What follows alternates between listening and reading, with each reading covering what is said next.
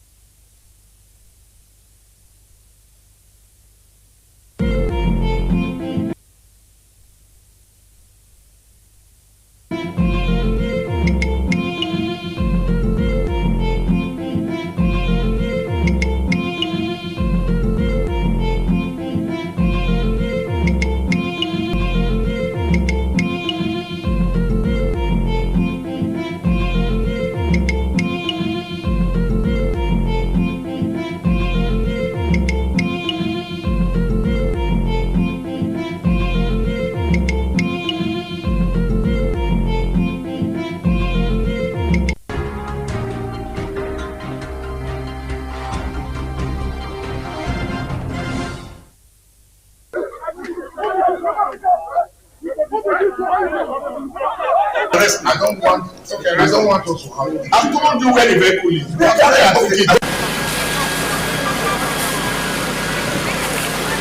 The truck was actually coming from Ring Road.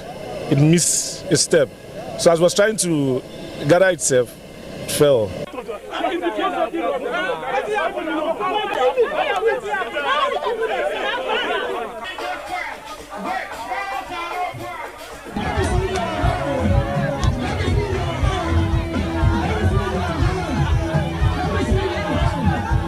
What we are witnessing these days, it is something we can no longer understand. They should stop telling us and promising us all those promises are fake, giving us details of promises are fake. We don't want it anymore.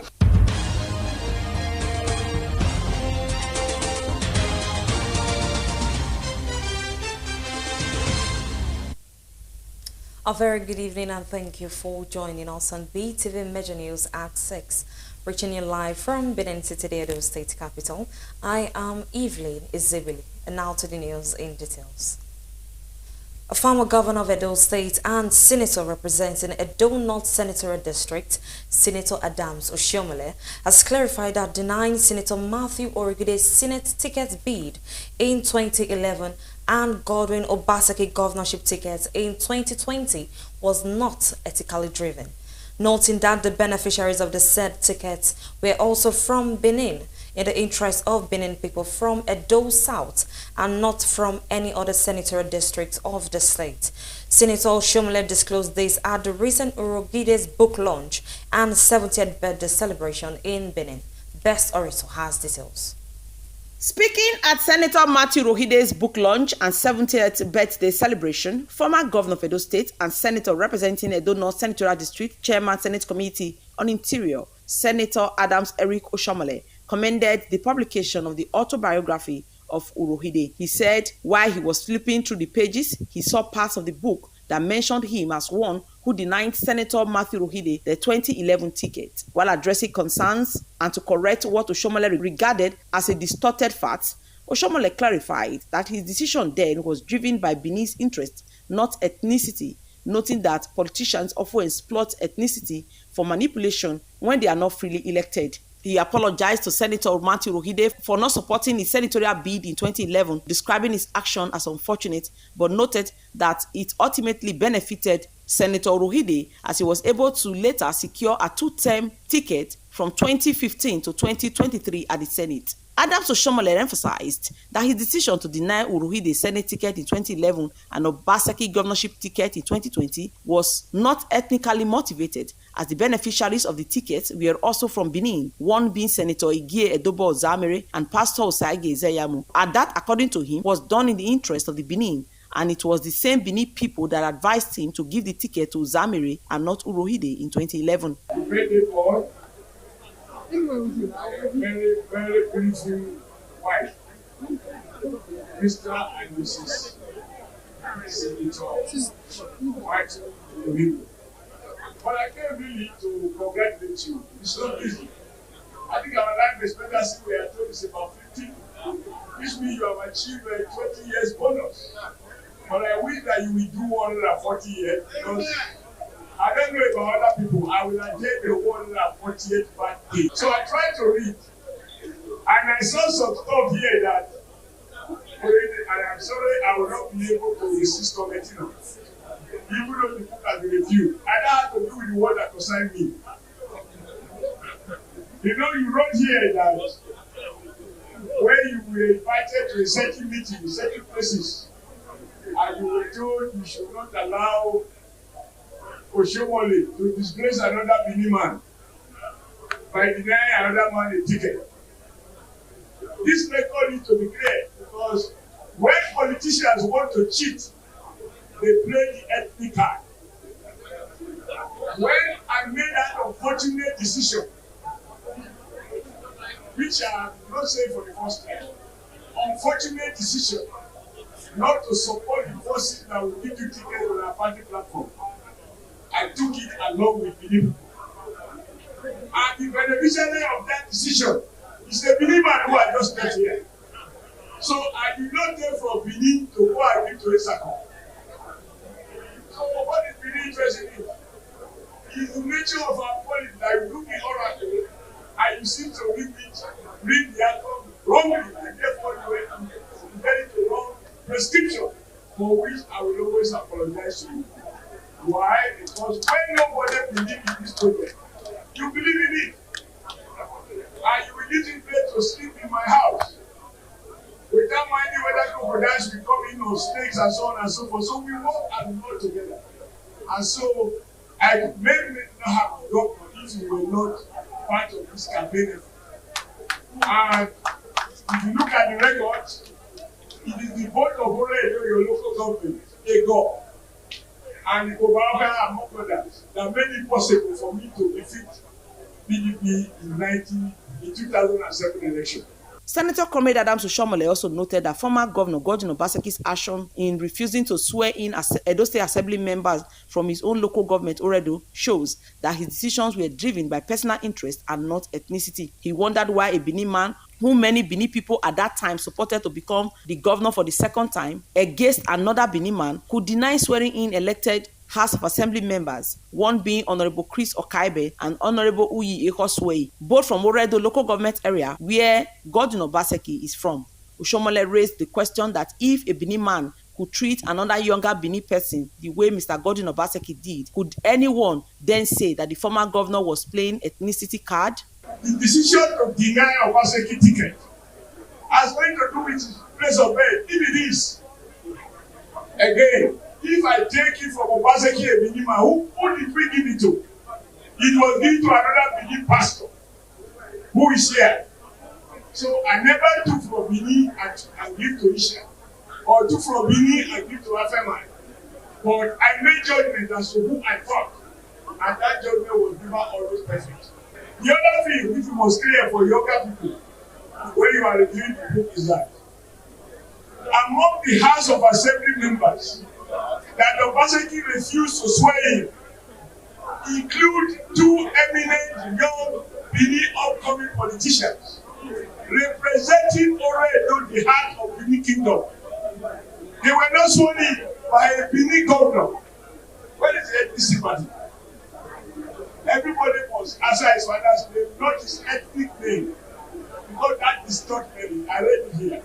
So when you are doing the second review, properly reinterpret the dynamics of our politics and where we use ethnicity to cover our shortcomings or to gain advantage.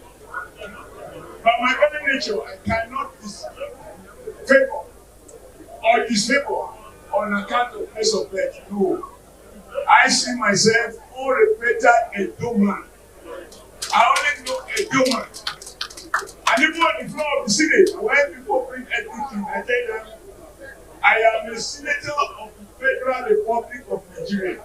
Not Southern senator, not Northern senator. I am just a Nigerian senator. Senator Comrade Adams Oshomole urged Senator Matthew Rohide to clarify in his book's second edition that the decision he took as a governor in giving the ticket to Senator Ehige Edobo Ozamere was not based and driven by ethnicity so as not to misinform future generations.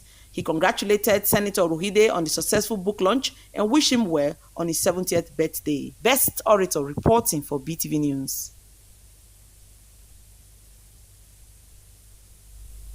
The Edo State Ministry of Information and Communication on Tuesday organized a stakeholder sensitization workshop themed Advancing Edo Together.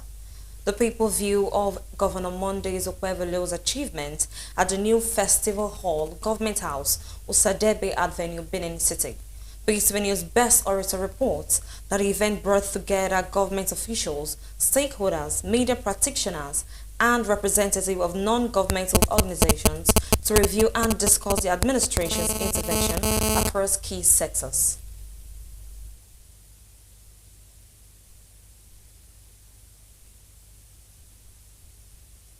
Declaring the workshop open, Edo State Governor Senator Monday Okwevelo, represented by the head of service Dr. Anthony Okungbawa, said the stakeholders sensitization workshop themed Advancing Edo Together, the people's view of Governor Okwevelo's achievement, noted that the forum aimed to promote transparency, inclusiveness, and public engagement in governance, allowing stakeholders to review progress across key sectors. He highlighted the administration's achievements in infrastructure, food security, youth empowerment, public service, and economic growth. He urged participants to deliberate with a shared commitment to further develop Edo State.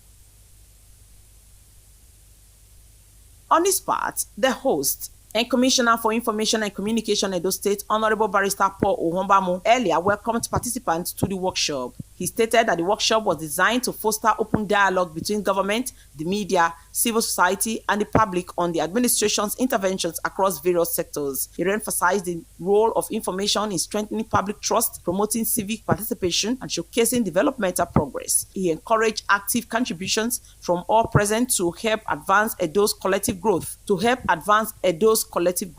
governor has been doing a lot. As I told people, in Abuja the other day, that the whole essence of governance is for the people to be happy. And this governor,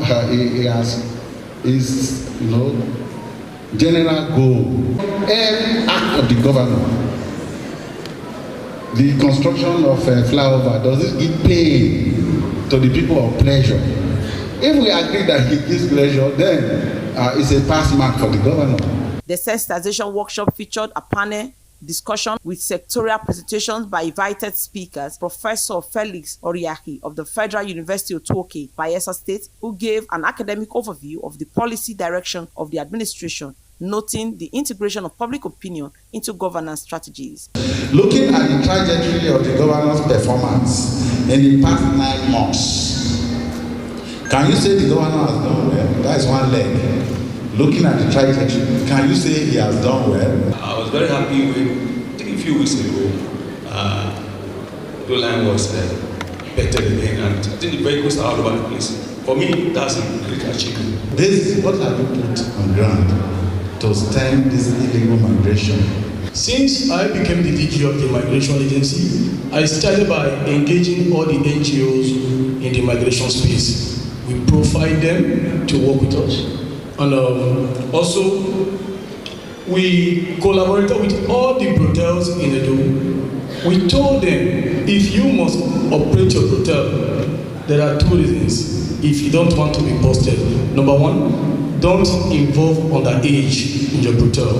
And number 2, we don't want to see your brutals, the girls in the street. Because we all know where the girls are, that is where the criminals are hiding. So we did all this. And also in the migration agency, when I came, I introduced the arrow cube model, the S cube model. For example, on the arrow cube model, on traffic persons, when they return back to Nigeria, we readmit, where others reject. We rehabilitate when other persons irritate. Then we reintegrate them back properly into the society. While on the S cube, we told the members of the public, the stakeholders, the CSO, the traditional rulers, that when we adopted on the SQ, that's SSS, when they hear issues related to human trafficking, they should see it, say it, while we sort it out. Is there any way the state government is supporting farmers to boost production and increase food sufficiency? They launched this initiative of Back to Farm. This Back to Farm initiative was launched in February 2025. And so the governor has a reason for launching it. His reason for launching this initiative was to increase food production in the state. Mr. Sunday Osayende, Permanent Secretary, Ministry of Agriculture and Food Security, highlighted the government's investment in large-scale cultivation projects, distribution of improved seedlings, and mechanized farming initiatives aimed at boosting food production and reducing dependency on external supply chains. On his part, the Permanent Secretary, Ministry of Works, Engineer John Obano, outlined ongoing infrastructure projects, including the rehabilitation of major road networks, bridge constructions, and drainage expansion works designed to improve intra-state connectivity and mitigate flooding challenges. Chief Lucky Agazma, the Director General Edo State Migration Agency, spoke on the government's anti-human trafficking campaigns, youth skill acquisition programs, and partnership with international agencies to provide safe migration channels and reintegration support for returnees. The Managing Director, Edo Broadcasting Service, Mr. Suleiman Alede, detailed improvements in state-owned media infrastructure, including the upgrade of transmission equipment, expansion of coverage, and the use of digital platforms to enhance information dissemination and public engagement. The governor has also provided or has set up committees to actually look into this farmers' leaders' crisis. So in no distant time, everything is going to be resolved. And then I also said that the governor brought about this mechanized farming, where farmers will have to cultivate crops at a very large expanse of land. Can tell you is that no government has ever disengaged youth the way Governor Modelo has done, and also giving access to the Nigerians in diaspora. To our parents who are present here today, there is a take-home message for you. The first one is on the SQ model that I designed, that when you see a crime relating to human trafficking, see it, say it, sorted. Why the other one is, I'm a diaspora, the youth-tide period is fast approaching, where you see some persons start coming from all over the world to Edo.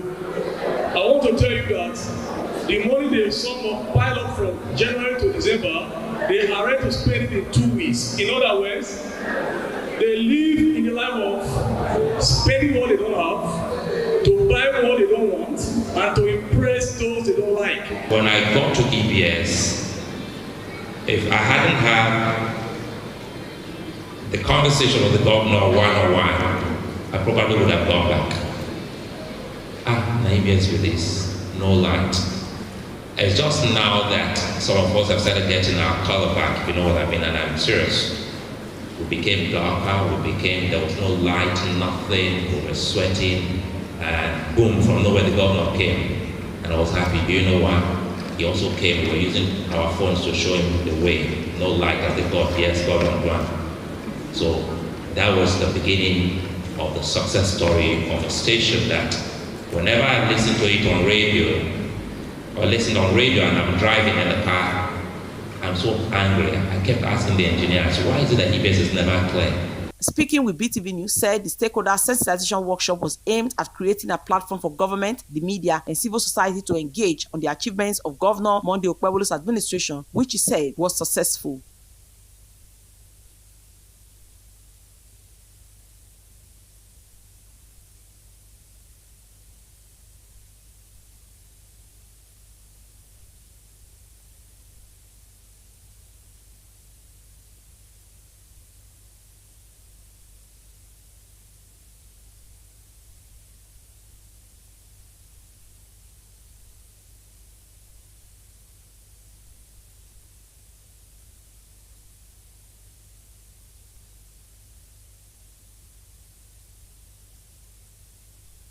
In attendance were the coordinator in the office of the First Lady of Edo State, Mrs. Edesili Anani Okpebolo, Edo State Head of Service, Dr. Anthony Okungbowa, permanent secretaries of various ministries, acting local government chairmen, members of government and non-governmental agencies, and other stakeholders. The Ministry of Information and Communication stated that the sensitization exercise is to strengthen collaboration between the government and the people in the advancement of the Shine agenda of Governor Okpebolo. Best Orator reporting for BeeTv News. Some aggrieved leaders of the People's Democratic Party in Edo Central Senatorial District have endorsed the APC candidate, Honorable Joseph Ikbea, ahead of the upcoming senatorial by-election slated for this Saturday. The decision was taken at a meeting in Ekpoma, where the PDP chairman, Honorable Deacon Steve Oraiki, and other key party members urged their opposition to the primary election they claimed was conducted without their knowledge and participation. At the meeting of the People's Democratic Party leaders from Edo Central Senatorial District, which took place at Ujemebo in Ekpoma, the administrative headquarters of Esan West local government area, was called to endorse the candidate of the All Progressives Congress APC, Honorable Joseph Ikbea, in the upcoming senatorial by-election. Among the prominent PDP leaders in attendance were Honorable Deacon Stephen Oriaiki, who is the leader of the party in the senatorial district. Other prominent PDP leaders in attendance were Honorable Benjamin Eimebodiaye, the state treasurer of PDP in Edo, Oriye Destiny Ehigiato, the PDP youth leader in Edo, and Comrade Festus Edogun, a prominent leader of the party in the state. Honorable Deacon Emmanuel Ayegbeni and Honorable Abumere Edurans, PDP youth leader of Esan West local government area, amongst others. In his address, the PDP leader in Edo Central Senatorial District, Honorable Deacon Stephen Oriaki, welcomed the leaders and members from the 5 local government areas of Edo Central. He stated that the endorsement was a direct response to what he called an unacceptable primary election conducted by a faction of the PDP that produced a candidate allegedly loyal to former Governor Mr. Godwin Obaseki, who allegedly destroyed the soul of the PDP before the governor left the office. He emphasized that since party members were not involved or consulted, the primary was illegitimate, and as such, they cannot in their right senses support a candidate whose primary was not properly done to represent the people of Edo Central Senatorial District. In Edo Central Senatorial District, we are constituted with 5 good, great local government. And I'm very, very happy today with Mahele Bayana from the different representatives from the different local government. We agree because of reasons. But we are now just a political party. The group have separated themselves from us. There are some of us who we are here for a purpose that we are not important to them. That is why we are crying out. And let the whole senatorial, the 3 senatorial districts of Edo State, to know what we are going through. I mean Edo Central, sorry. As a chairman of the senatorial district, by the special grace of God, I don't have an idea. I don't know who is our candidate representing the PDP in this senatorial district. Honorable Deacon Stephen Oriaki further stated that since they were not carried along, they are doing what they must do as a political party that has the interests of the people of Edo Central at heart. He declared the support of party members from the senatorial district, that they have endorsed the candidate of the APC, Honorable Joseph Ikbea, as their sole choice for the August 16th by-election. Since we are not being carried along with the system, we are going to do something that we know that will please us, so that tomorrow we can say thank you, God Almighty. I have to thank you, use the opportunity to thank you for this decision of saying from now we are taking a due turn to vote a man that is more popular than the candidate I'm hearing by PPP that is not even known. I don't want to mention his name. To vote for a man that we know you have served as a councillor, you have served as a chairman, you have served as a commissioner in this state. Hello? I I have to thank you very much for your cooperation. I have to thank you for your decision. I have to thank you for everything you have done in respect of this challenge. We are going to vote Honorable Joseph Ikpea as a senator of representing our senatorial district. We are going back to our respective local government to tell those who are not having the opportunity to be here with us, but you're representing them, to go back to your local government and make sure this message will be delivered. And we will do it to the glory of God the Almighty. Amen. Other leaders, including Honorable Benjamin Eilebo Diaye, the state treasurer of PDP, urged party faithful to support the decision. They argued that it was unacceptable to have a candidate who lacked the support from a properly conducted primary. They alleged that the party has been unstable since former Governor Godwin Obaseki joined with a new candidate, and that the previous administration had created chaos within the party's political structure, and that such chaos will only continue if Mr. Obaseki Godson in the senatorial race in Edo Central Senatorial District is voted for as a senator. They said after a critical analysis, they came to the conclusion that it is only the APC candidate, Honorable Joseph Ikpea, that can better represent the people of Edo Central Senatorial District. They did primaries. The aborigine of the party were not informed. We were not aware. The only thing we heard was that a candidate has been handpicked and is the person representing PDP. That PDP that person is representing is different from our old PDP. The actual PDP has come and they have made a pronouncement, and the pronouncement must be obeyed to the letters in all the units in Edo Central Senatorial District. And we'll make sure that Honorable Dr. Joe Ikpea emerges as the senatorial candidate-elect for this, our senatorial district. The 5 local governments that compared those central, they are here. So it was a general decision. It was not a decision that was personal. So we have agreed, having find out how they impose a candidate on us, which is not go down well with the old members of PDP. So we are the agreed members. By Saturday, we must prove to them what we are capable of doing. The by-election holds this week Saturday. Best Orator reporting for BeeTv News. Ahead of the forthcoming by-election slated for August 16th, the Independent National Electoral Commission in Edo State is set to conduct election in Ovia Federal Constituency and Edo Central Senatorial District. BeeTv News' Freeman Osawe, who visited the Commission's headquarters in the state, reports that the names of the various candidates, qualifications and their political parties have since been published on the notice board, as well as their various polling units where voting will take place. The headquarters of the Independent National Electoral Commission in Benin City is gearing up as preparations are ongoing for the conduct of the August 16 by-elections for Ovia Federal Constituency and Edo Central Senatorial District. A list of the candidates participating in the election was published at the notice board, as well as their qualifications and their political parties. The various polling units where voting exercise will take place in Ovia Federal Constituency and Edo Central Senatorial District have been made available on the notice board. The Commission says the distribution of election materials will also commence in earnest. Respondents have also charged the electoral umpire to ensure they deliver on a free and fair election, allowing the votes of the electorate counts. INEC should abide by the provisions of the Electoral Act. When once they do that, it will be seamless. My own mind be say, as it be like this, may the INEC, may they know the right thing to do. Because all those buying of votes, they already master Nigerians.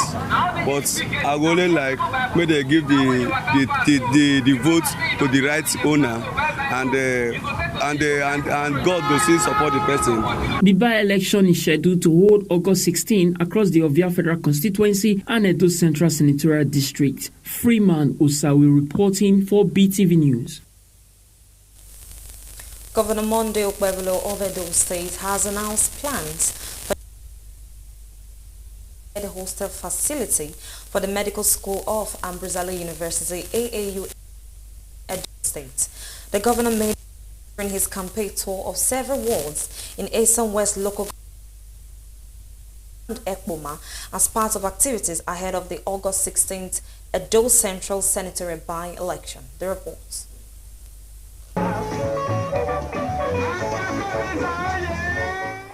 Governor Pavelo said the construction work on the project will commence in the coming weeks. He said the Edo State government will build a 500 hostel space accommodation for the medical school in Ambrose Ali University, Ekpoma. He said the first thing he announced when he came on board as the governor of Edo State was that they were going to increase the subvention of Ambrose Ali University, Ekpoma to 500 million naira, and that has been done. The medical school, we have agreed that Edo State government will build 500 hostels.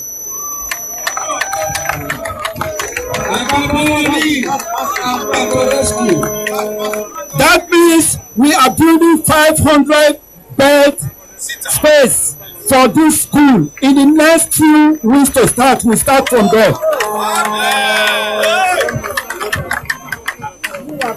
You remembered? The first thing I announced as I became governor of Edo State, I said we are increasing the subvention of this school to 500 million. Is it not there now? Yes, sir. Have we not appointed governing council for this school? Yes, Governor Pavelo also reiterated his commitment to delivering on his promises, urging party faithful to work towards securing 2.5 million votes for President Bola Ahmed Tinubu in the next presidential election. The governor appealed to the people that in the meantime, they should come out on Saturday to vote for the APC and its candidate, Honorable Joseph Ikpia. The love is high. In this place, I'm coming here is to thank you and to remind you and to inform you my promise to the President of the Federal Republic of Nigeria. Our 2.5 million votes is sure and is guaranteed, is settled in our land.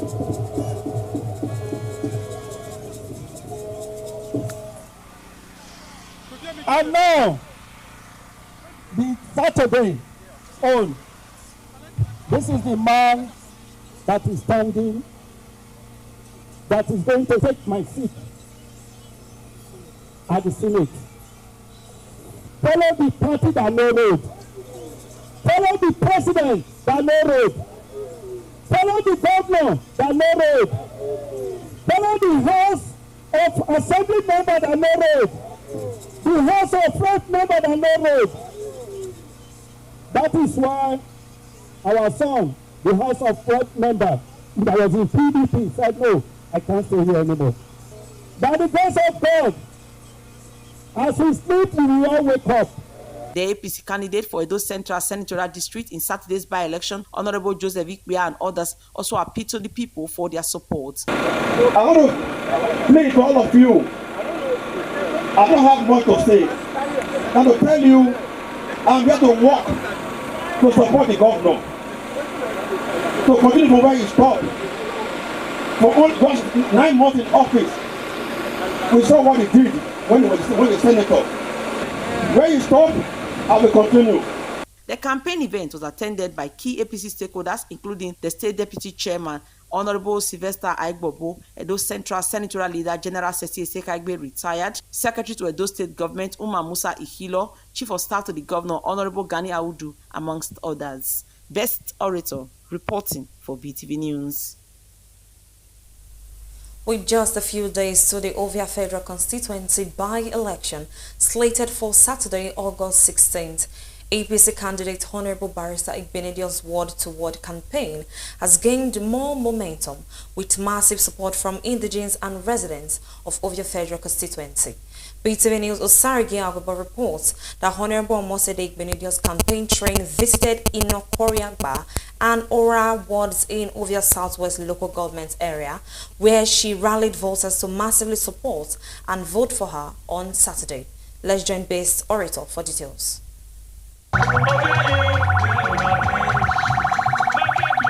APC candidate for Ovia Federal Constituency, Honorable Barrister Omosede Igbenedios, continued her word-to-word tour in Ovia Southwest local government area. Her campaign train first landed at Enikoroga ward, a community with a large number of eligible voters led by a prominent leader of the community, Ambassador Don Okubo Robert, who who warmly received Honorable Omosede Igbenedion campaign train led by the Deputy Governor of Edo State, Right Honorable Dennis Idahosa.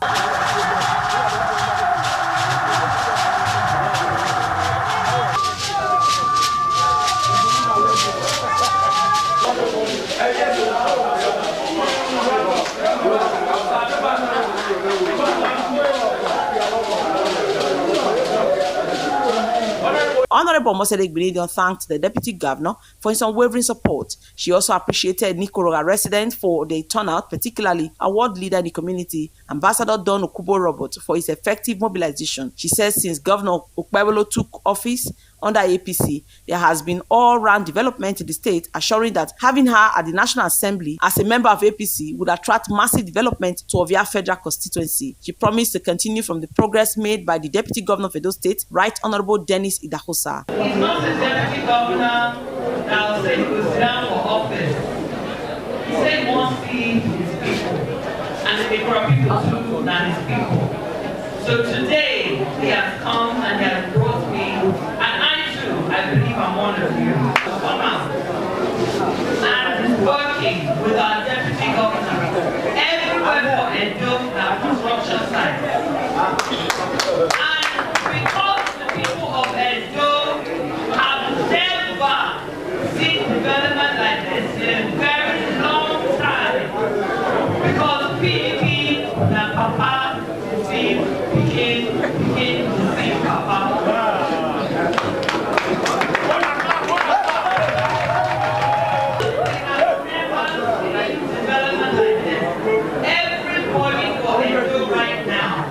They don't put party matter aside. Say that APC card they won't collect. As of now, we're printing more cards, I'm sure, because on his part, the Deputy Governor of Edo State, Right Honorable Dennis Idahosa, said with the assurance and support of the people of Nikoroga ward, Ovia by-election is going to be a landslide win for Honorable Barrister Omosede Igbenedion. He assured the people that lawmaker she will effectively address the needs of the people and bring massive development to Ovia Federal constituency. Because the person will get the experience, person will get the livelihood, person will be woman. Then we will give that ticket. Both local governments will agree, including the Nikoroga ward, saying Omosede now will give that ticket. If you want to send person, let's say, don't be person where some people say. Some leaders of the Nikoroga ward, Ambassador Don Okubo-Robert and Barrister David Kalayolo, assured that the people of Nikoroga are solidly behind Honorable Barrister Omosede Igbenedion and will vote massively for her in the upcoming Saturday by-election.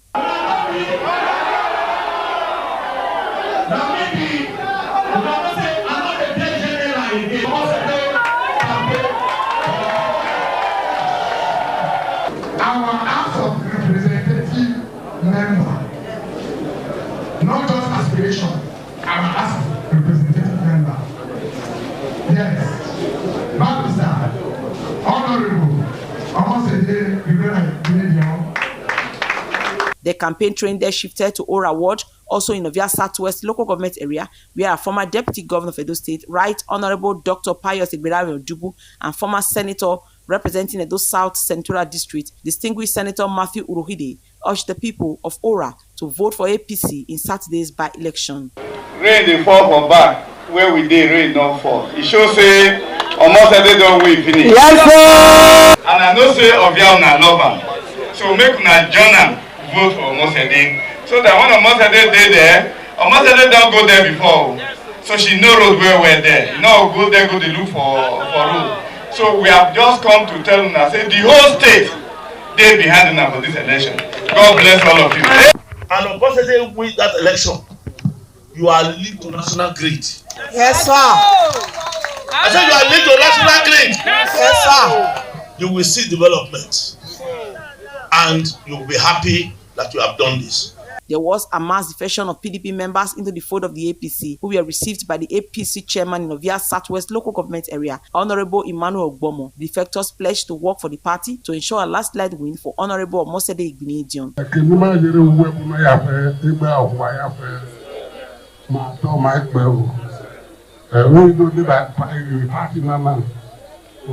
everyone, we have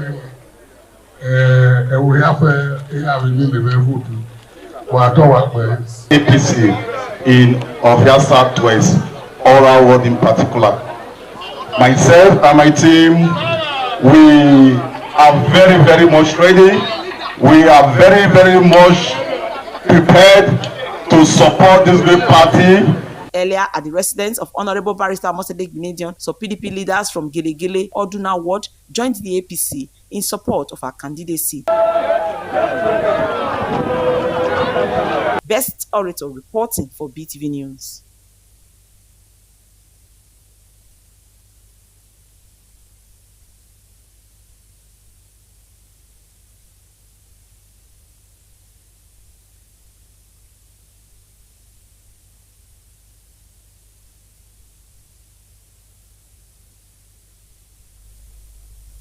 The Federal Capital Territory Administration, FCTA, has launched a citywide operation to demolish illegal shanty settlements across various parts of the FCT, citing concerns over safety, urban planning, and public health.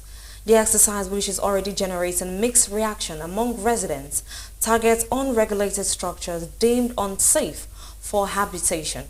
While these shanties have served as homes and business spaces for thousands, the FCTA maintains that their continued existence poses significant safety hazards and public health risk.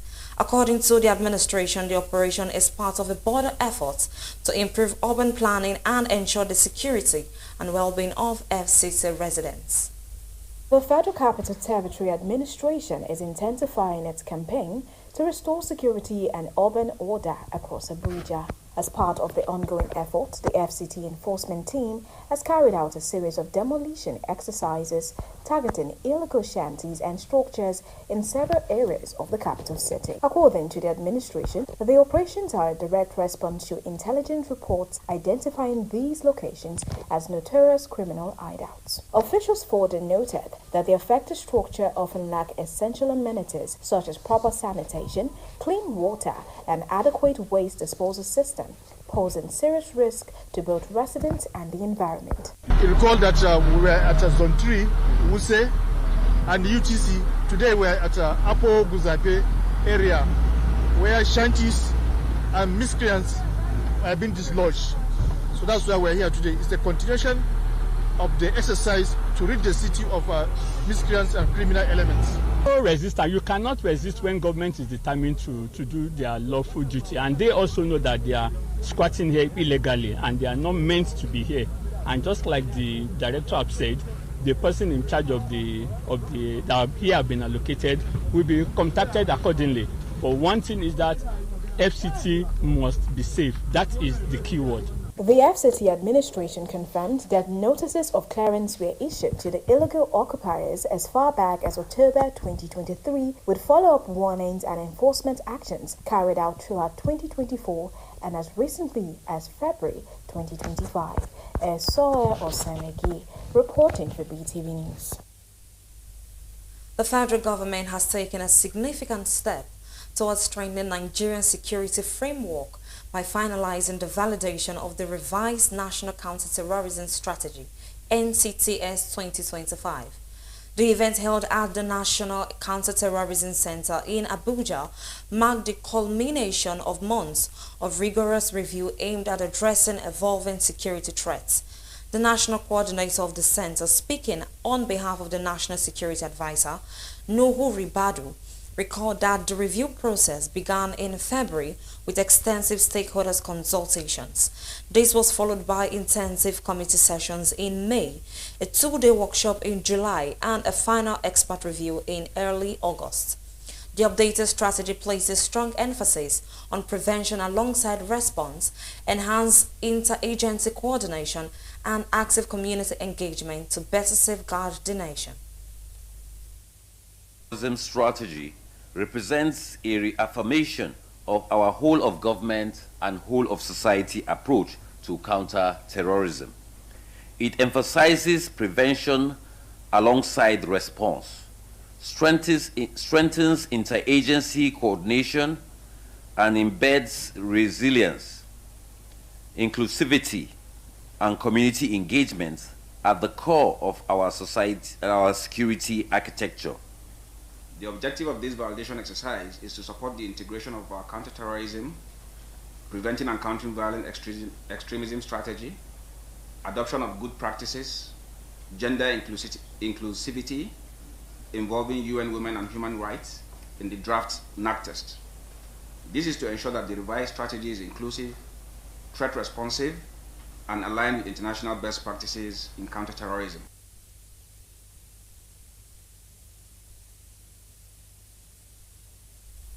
The Minister of Health and Social Welfare, Professor Ali Pate, has emphasized the urgent need to reinforce sustainable, country-led systems aimed at strengthening local health institutions. He made this known at a national workshop focused on accelerating Nigerians' effort to eliminate AIDS, tuberculosis, and malaria. Professor Pate stressed that robust, locally driven health systems are critical to achieving lasting progress in the fight against these diseases.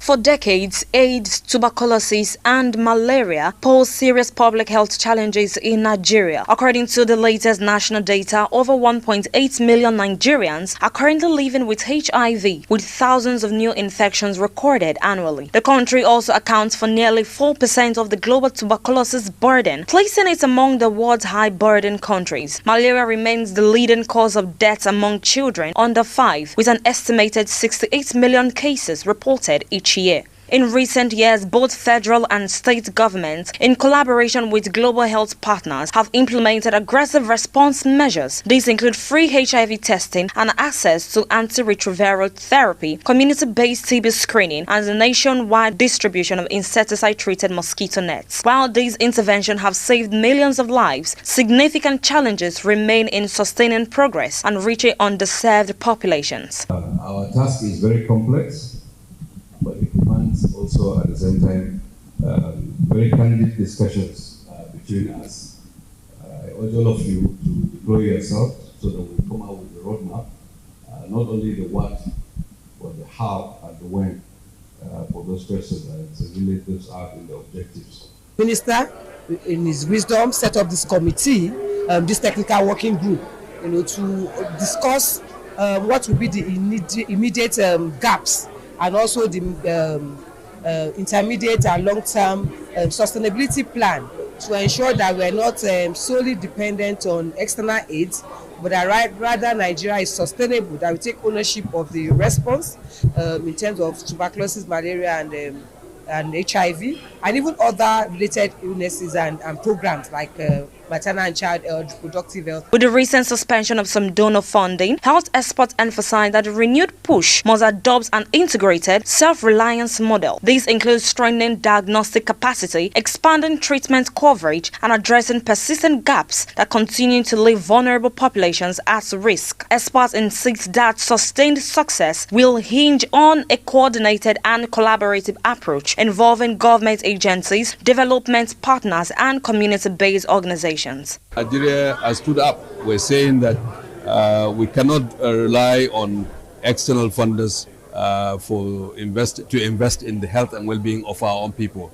As we become a wealthier nation, we'll invest more of our resources to take care of our people. Nigeria's goal is clear: to meet global elimination target for AIDS, tuberculosis, and malaria. In doing so, the country aims to write a new chapter in its public health history, one defined by resilience, innovation, and a commitment to safeguarding the health of every citizen. Evelyn Izebili reporting for BeeTv News. The federal government has inaugurated the Governing Council and Principal Officers of the Federal University of Environment and Technology, Rivers State. Education Minister Tunji Alausa said the university will tackle environmental challenges and drive innovation in renewable energy. It was a proud moment for Rivers State as the Federal University of Environment and Technology inaugurated its pioneer Governing Council and Principal Officers. Education stakeholders, including the National Universities Commission, pledged support, while community leaders committed to collaborating for Niger Delta development. We are there to collaborate. We are there to assist you. Should you have any issues, please feel free to come to the commission. My doors are wide open for you and all other universities, especially the new universities that are being put in place currently. So because you have to stand on a very solid foundation. Once the foundation is weak, then there will be problems. So the governing board is there to guide you. The Minister of FCT, represented by the Minister of State, urged the Governing Council and principal officers to strive for academic excellence. As a nation, we look to our universities as engines of human capital development and a catalyst for socio-economic growth. I encourage this Governing Council to work in synergy with the management, staff, and students to create a culture of accountability, discipline, and innovation that will make the University of Environment and Technology a reference in Africa. The Minister of Education stated that the university, with its focus on renewable energy, climate change adaptation, and disaster risk management, is a strategic response to the environmental and technological need of Ogoniland, Nigeria, and the world. The choice of Koroma as Sakpenwa River State, a region that sits at the heart of Nigeria's natural resource base and environmental realities, is both symbolic and intentional. The university is envisioned as a center of excellence in environmental sciences, renewable energy, climate change adaptation, disaster risk management, and sustainable technological research. It is expected to generate homegrown, research-driven solutions that respond to both local needs as well as global aspirations. The chairman of the university's governing council commended the federal government for its support. We will discharge this enormous responsibility with humility and a deep sense of purpose. We are fully aware of the great expectations that come with this important and sensitive role, and we are fully committed to working diligently with all stakeholders, especially our host community. With these efforts, the government expectations are clear: enhance environmental innovation and academic excellence. Evelyn Isabelle reporting for BeeTv News.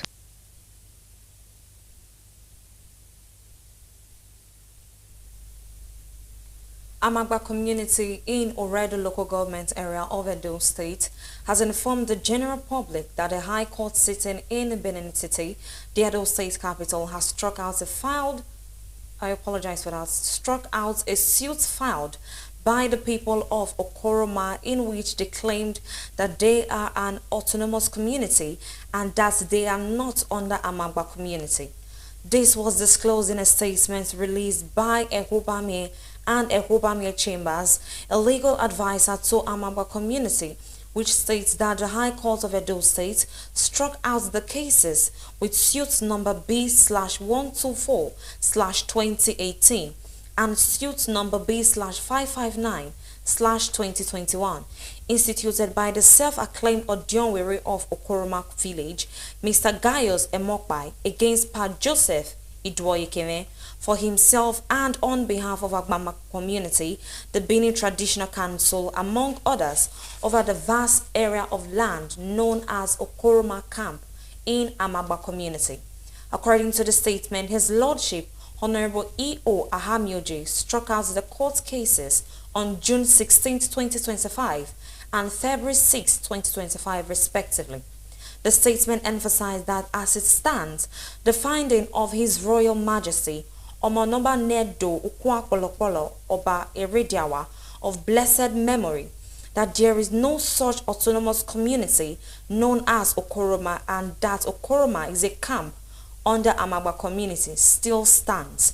The statement also warns that anyone who carries out any land transactions in the said area with unaccredited representative of Amagba community does so at his or her own risk.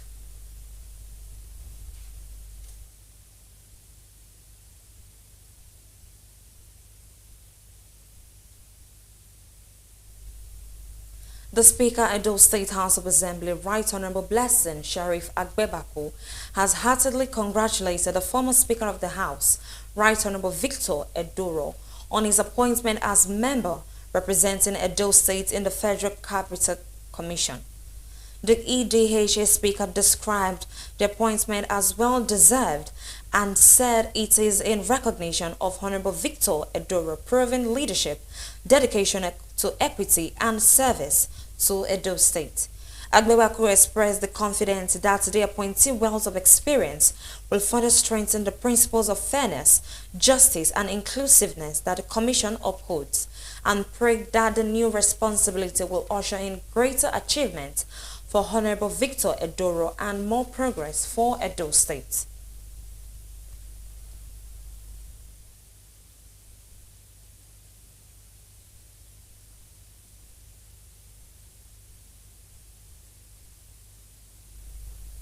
Justice Ekerete Akpan of the Federal High Court has convicted 21 foreign nationals for high-level cybercrime, fining each one 1 million naira. Justice Akpan also ordered their immediate departure from Nigeria within 6 working days. The court stated that the sentence is based on the terms of the plea bargain and the fines must be paid before their release. Additionally, the judge ordered that all gadgets used in committing the crimes be forfeited to the federal government.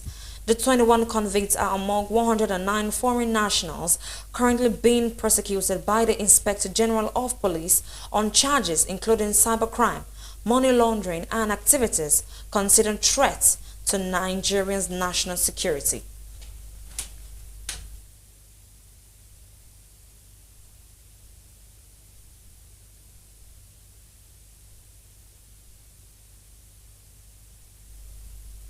The Nigerian Immigration Service has decorated its newly promoted senior officers to the rank of Assistant Controller Generals.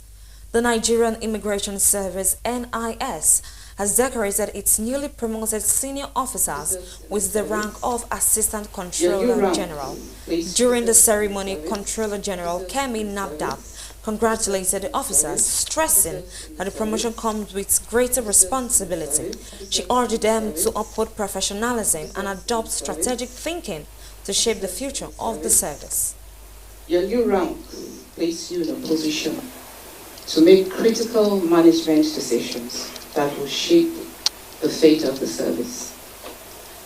I therefore charge you all to be service-oriented, to be fair, to be firm in all your dealings.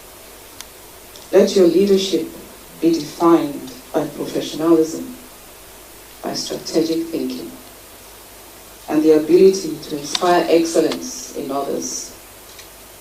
It is through these values that you will earn the respect of both your subordinates and your superiors.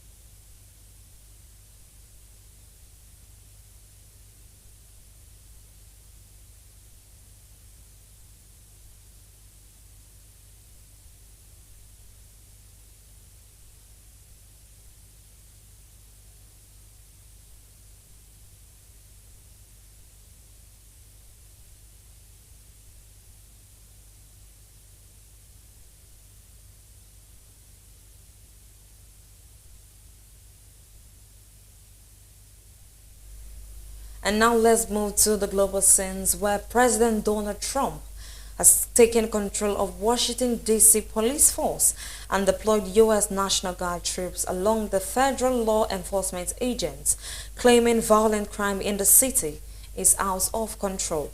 Also, wife of South Korean jailed ex-president arrested. BeeTv News correspondent Harmony Agbafo has more on this and more from the global scenes. U.S. National Guard troops and the federal law enforcement agents have been deployed to Washington, D.C. after President Donald Trump took control of the city's police force, citing out-of-control violent crime. Armored vehicles and barricades appeared across the Capitol, with about 800 Guard members and 500 federal agents expected. Mayor Muriel Bowser rejected Trump's claims about crime and condemned the move as an authoritarian push, urging political resistance. Federal agents have already made 23 arrests for various offenses, with the FBI involved in about half. While Bowser and the police chief acknowledged the value of removing illegal guns, the mayor later urged residents to defend the city's autonomy from federal overreach. Kim Kyun-hee, wife of South Korea's jailed former president Yoon Suk-yeol, has been arrested on charges including stock manipulation, bribery, and election meddling. She allegedly earned over 800 million won through a stock rigging scheme before Yoon's presidency, accepted luxury gifts from the Unification Church for business favors, and influenced candidates' nominations in recent elections. Kim denied all charges but was detained due to concerns she might destroy evidence. Her arrest marks the first time both a former South Korean president and first lady have been jailed. Yoon, ousted after a failed martial law bid, had previously blocked investigations into her before leaving office. But a special counsel was appointed after his rival, Lee Jae-myung, became president. A Kenyan court has closed the inquest into the 2013 death of British tycoon Harry Roy Vivers, ruling that his cause of death cannot be determined due to severe decomposition and conflicting expert reports. Vivers, buried in Mombasa under Islamic rites without a post-mortem, was exhumed months later after his UK-based sons accused his second wife and her daughters of poisoning him to gain his estate, allegations they denied. Tests found pesticide traces, but experts disagreed on whether it caused his death. The magistrate ordered the body released from the morgue after 11 years, leaving it to another court to decide which family will claim it. An explosion at an explosives factory in Quatro Barras near Curitiba in southern Brazil killed 9 people and injured 7 others. The blast, which occurred early Tuesday morning, caused massive destruction, damaging homes within a 1.5-kilometer radius and leaving a crater at the site. Authorities confirmed there was no hope of finding more survivors. The factory, owned by NX, had all necessary operating licenses and had been in operation for 50 years. The company, which produces explosives for construction and mining, is investigating the cause and expressed condolences to the victims' families. And that is all for now from the global scenes. Harmony Agbafo reporting for BeeTv News. And that is the size of our news package for tonight. Many thanks for joining us on BeeTv Media News. I remain Evelyn Izibili. Thank you and have a good night.